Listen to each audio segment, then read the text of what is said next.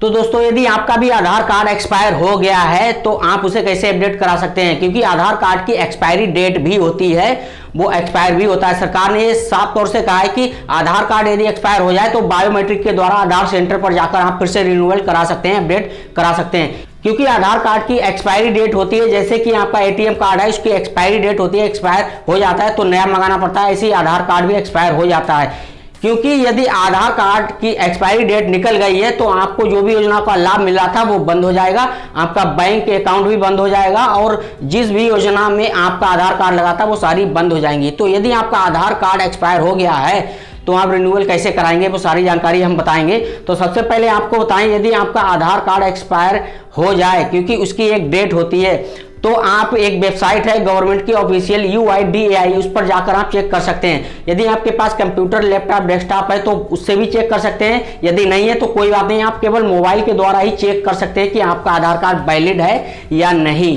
Verify है या expire हो गया है।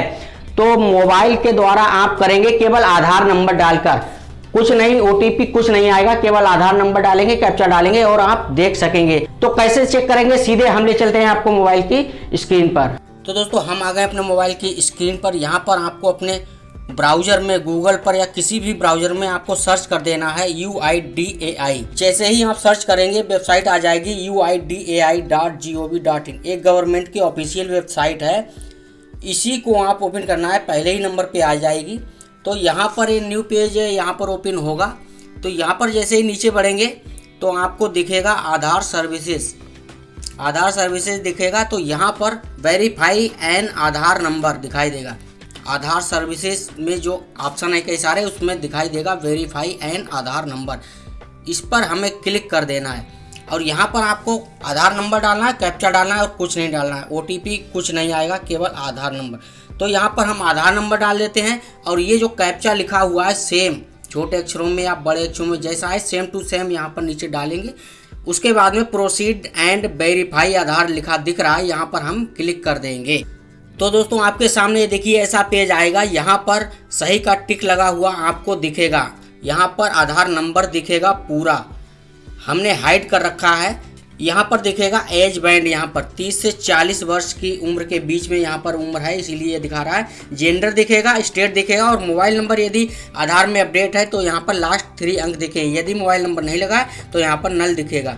तो यहाँ पर कहने का मतलब ये है कि यहाँ पर जो सही का टिक दिख रहा है, यहाँ पर ये वेरीफाई है। यदि आपका वेरीफाई नहीं होगा या एक्सपायर हो गया होगा तो यहाँ पर लाल रेड मार्क यहाँ पर दिखेगा, यानी कि यहाँ पर दिखेगा एक्सपायर या यहाँ पर रेड मार्क दिखेगा।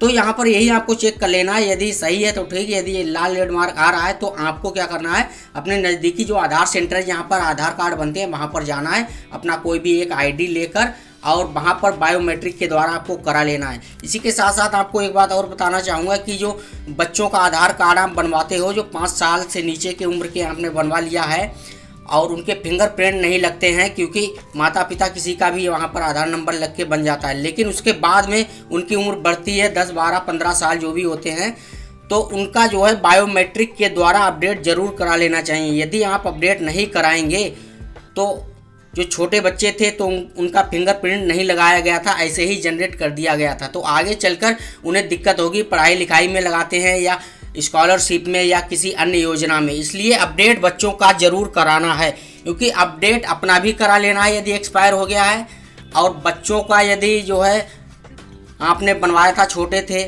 फिंगरप्रिंट नहीं लगे थे, उसके बाद में अब बड़े हो गए तो अपने नज़दीकी आधार कार्ड सेंटर पर जाकर बनवा लेना है। बहुत सारे लोग हैं उन्होंने सोचा कि आधार कार्ड बन गया है, कोई दिक्कत नहीं और बस कोई लेना देना नहीं, तो यही गलती कर देते हैं। आधार कार्ड यदि आपका जो है बंद हो जाए, क्योंकि एक्सपायरी डेट यहाँ पर सरकार ने दे दी है, यदि एक्सपायर हो गया है तो आपको अपडेट कराना होगा, फिर से अपना वेरिफिकेशन कराना होगा, यहाँ पर आपको अपना बायोमेट्रिक कराना होगा, तभी आपका फिर से रिन्यूअल होगा।